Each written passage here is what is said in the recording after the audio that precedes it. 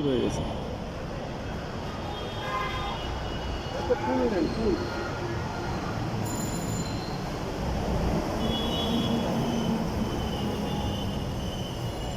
হ্যাঁ হ্যাঁ ঠিক আছে। হ্যাঁ হ্যাঁ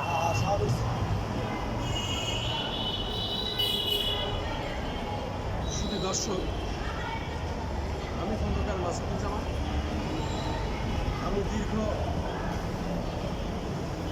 2006 সাল থেকে এভাবে মানববন্ধন এবং সংবাদ সম্মেলন করে আসছি। 2006 সালে আমার পিতাকে নির্মম নৃশংসভাবে হত্যা করে দুষ্কৃতিকারীরা কুষ্টিয়া জেলার কুকসায় তার নিজ বাড়িতে। আমার আব্বা একজন বীর মুক্তিযোদ্ধা। উনি পানি উন্নয়ন বোর্ডে খুলনা অঞ্চলে চাকরি করতেন এবং চাকরি করা অবস্থায় দেশে মুক্তিযুদ্ধ শুরু হয়। তখন উনি মুক্তিযুদ্ধে ঝাঁপিয়ে পড়েন এবং এই মুক্তিযুদ্ধের সময় যেহেতু আমার আব্বা মুক্তিযুদ্ধের ট্রেনিং দিতেন মুক্তিযোদ্ধাদের, কারণ উনি ব্রিটিশ আমলে পুলিশের চাকরি করতেন এবং পুলিশের চাকরিরত অবস্থায় ব্রিটিশ বিরোধী আন্দোলনে ভূমিকা রাখেন এবং এই ব্রিটিশ বিরোধী আন্দোলনে ভূমিকা রাখার পর আবার বাংলাদেশে মুক্তিযুদ্ধ শুরু হয়। খুলনা এলাকায় মুক্তিযুদ্ধ করেছেন, ওই এলাকায় উনি পানি উন্নয়ন বোর্ডে চাকরি করতেন এবং আমার দিয়েও অনেক চিঠি আদান প্রদান করাতেন বিভিন্ন জেলায়। সেই কারণে আমিও মুক্তিযোদ্ধা এবং মুক্তিযোদ্ধার পরিবারের সন্তান। আমার বড় ভাই খুশরুজ্জামান বাবু সে মুক্তিযোদ্ধা। আমার যে ভাইকে হত্যা করা হয়েছে খন্দকার রবিউজ্জামান সিপার, সেও বীর মুক্তিযোদ্ধা। আমিও মুক্তিযোদ্ধা, আমার বাবাও মুক্তিযোদ্ধা, আমার নানা নানি মুক্তিযোদ্ধা সংগঠন। নানা মরুম খন্দকার রওশন আলী, নানি মরুম খন্দকার জবেইদা বেগম। আমাদের পরিবারের অনেকেই মুক্তিযোদ্ধা এবং আমরা এদের স্বাধীন করেছি। এখন আমরা দ্বিতীয়বারের মতো আবার মুক্তিযুদ্ধ করলাম, আমরা এই দেশকে আবার স্বাধীন করলাম। তাই আমরা বলতে চাই, অন্তর্বর্তী সরকার প্রধান নোবেল জয়ী বিশ্ববরেণ্য ডক্টর ইউনূস সাহেব, ওনার কাছে আমরা দাবি জানাচ্ছি যে আমরা ন্যায় বিচার চাই। আমার বাবা ও ভাই হত্যার ন্যায় বিচার চাই। আমার বাবা ভাই হত্যার সাথে মাফিয়ারা জড়িত ছিল, জয়নাল হাজারি জড়িত ছিল, এমপি মন্ত্রীরা জড়িত ছিল, এলাকার সন্ত্রাসীরা জড়িত ছিল। আজকে যৌথ বাহিনী সারা বাংলাদেশে নেমেছে অবৈধ অস্ত্র উদ্ধার করতে এবং সন্ত্রাসীদের ধরতে। আমি এখানে দাবি করব, আমার পিতা ও ভাই হত্যার সাথে যারা জড়িত ছিল সেই সন্ত্রাসীদের ধরা হবে। এখানে অলিয়ান নামে একজন সন্ত্রাসী আছে, সে ঝিনাইদহ জেলা শৈলকুপা, সে একজন ডাকাত, তাকেও ধরা হোক এবং অলিয়ারকে ধরলে পরে আমার বাবা ভাই হত্যার মূল রহস্য বেরিয়ে আসবে। কে বা কারা এই হত্যার সাথে জড়িত এবং টাকা পয়সা লুটপাট করে কারা নিচ্ছে তাও বাড়িয়ে আসবে।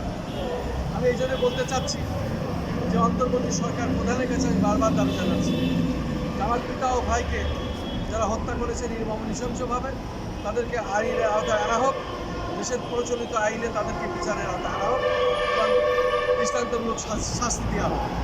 আমি চাই সারা দেশে যত গুম খুন হয়েছে এবং এই গুম খুনের প্রকৃত রহস্য উদ্ঘাটন করে তাদের বিচারের আওতায় আনা হবে।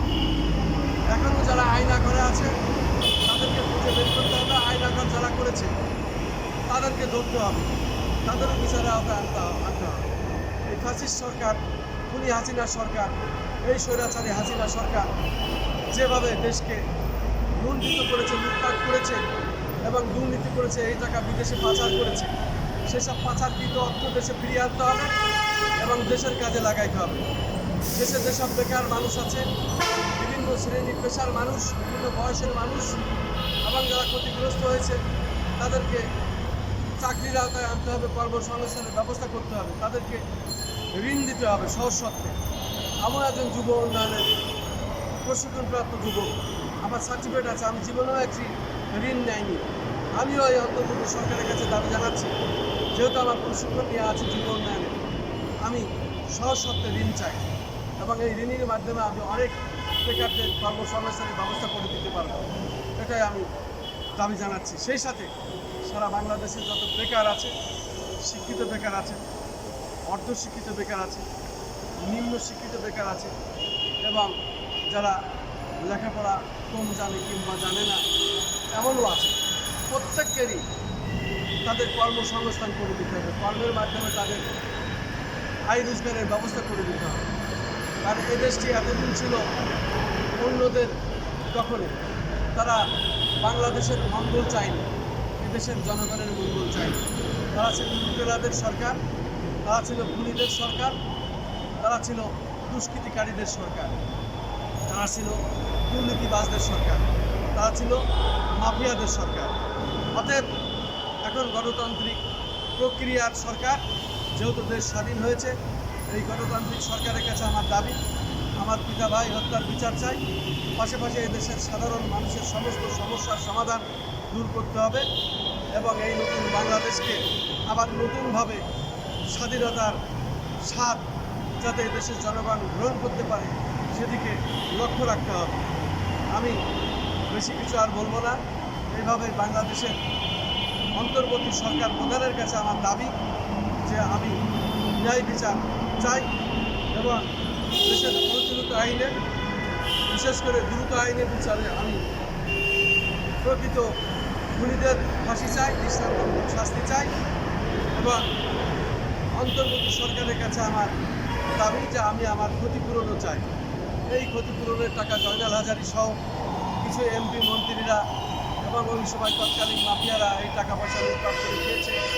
আমাদের স্বর্ণ অলঙ্কার সহ নগদ অর্থ সহ 4টি ব্যবসা প্রতিষ্ঠান ভেঙেছে, লুটপাট করেছে, ক্ষতিগ্রস্ত করেছে, আমাদের অনেক টাকা পয়সা লুটে নিয়েছে এবং সেই সব ডিড ডকুমেন্টসও আমাদের কাছে অনেক প্রমাণও আছে। আমরা আইনগতভাবেই দেশের প্রচলিত আইনে এবং অত্যন্ত সহজ হবে যদি আদালতের মাধ্যমে এটাকে, দেশের প্রচলিত আইনের মাধ্যমে যদি এটাকে প্রকৃতভাবে প্রশাসনের মাধ্যমে নির্ণয় করা হয়, তাহলে প্রকৃত আসামি, প্রকৃত অর্থ এবং প্রকৃত যে আমাদের ক্ষতি হয়েছে সবই আমরা ফিরে পাবো।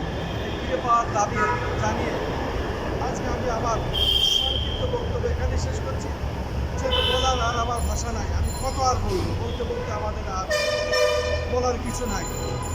শুধু এটাই চাই, আমি ন্যায় বিচার চাই, আমার পিতা ও ভাই হত্যার বিচার চাই, প্রকৃত খুনিদের আমি দৃষ্টান্তমূলক শাস্তি চাই, বিচার বিভাগ তদন্তের মাধ্যমে আমি খুনিদের ফাঁসি চাই, আমাদের ক্ষতিপূরণ চাই। আমি এমপি মন্ত্রী সহ যারা জড়িত ছিল, খুনিরা, মাফিয়ারা, জয়নাল হাজারী সহ আরও অনেকেই, জয়নাল হাজারী যে টাকা পয়সা নিয়ে নেয় সেই সমস্ত ডকুমেন্টস আমাদের কাছে আছে। এটি সহ আমাদের যে ক্ষয়ক্ষতি করেছে ওই কয়েকশো টাকার ক্ষতিপূরণ আমি দাবি করছি এবং আমরা দেশের দৃষ্টান্তমূলক বিচারের মাধ্যমে, প্রকৃত আইনের মাধ্যমে আমি আমার অর্থ ফিরে পেতে চাই। আমি আজকে নতুন জাতীয় প্রেস ক্লাবের সামনে এখানে শেষ করছি। আসসালামু আলাইকুম।